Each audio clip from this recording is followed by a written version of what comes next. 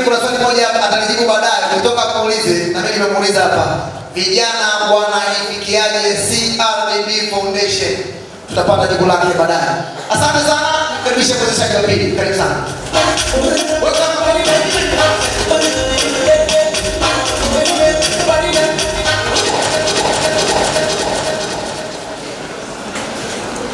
Asante sana. Nawasalimu kwa jina la Jamhuri ya Muungano wa Tanzania.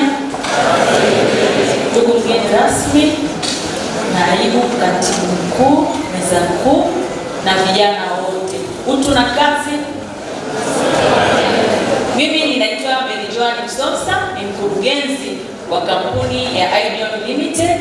I am proudly alumni wa hapa TIA miaka 19 iliyopita, and I am also Singidani. Sorry for home. Mimi ni wakala wa ajira ndani na nje ya nchi.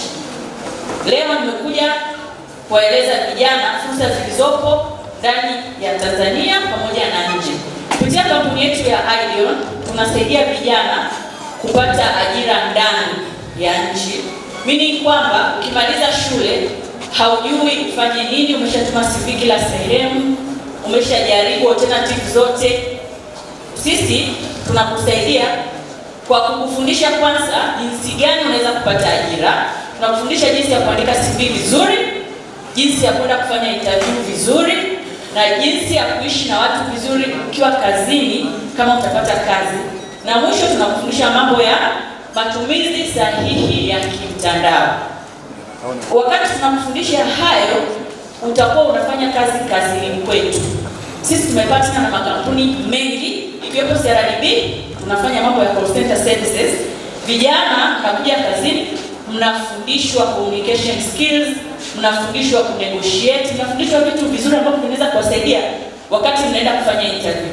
Pamoja na hayo, tunawafundisha pia matumizi sahihi ya AI. Tunajua kabisa kwamba dunia, kitu unapokiposti inaweza kikawa na impact nzuri au impact mbaya.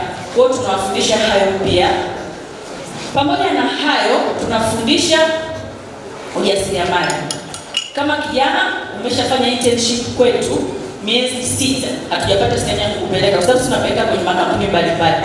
Financial services tunapeleka kwenye mahospitali, tunapeleka kwenye tourism centers, sehemu mbalimbali. Kama hujapata kazi ndani ya miezi 6, tunaweza kukufundisha ujasiriamali, ambapo pia utajifunza labda kutengeneza sabuni, labda usindikaji, vitu mbalimbali sisi tunafundisha.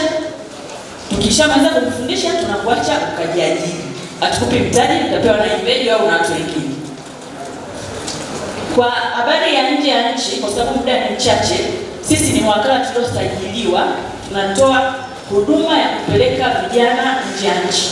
Kampuni ya Ideon ina nafasi 900 ambazo hata ofisi ya mkuu wa wilaya hapa Singida inazifahamu na serikali, Mheshimiwa Waziri anazifahamu.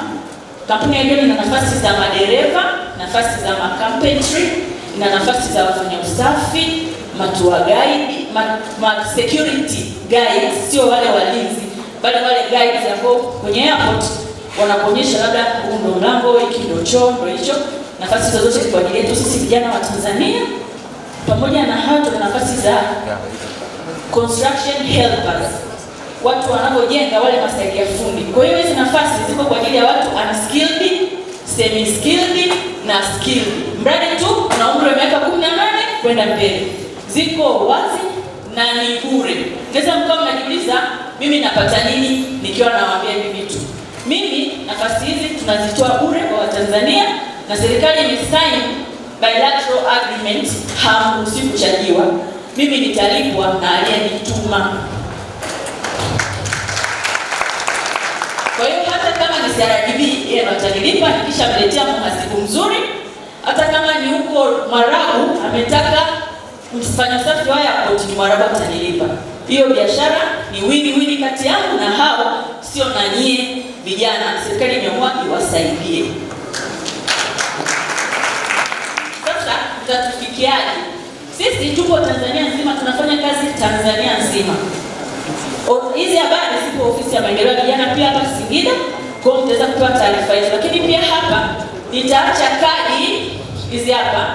Mkiskani huku nyuma mtaweza kuingia zaidi na mkajirejista kwa ajili ya hizi kazi.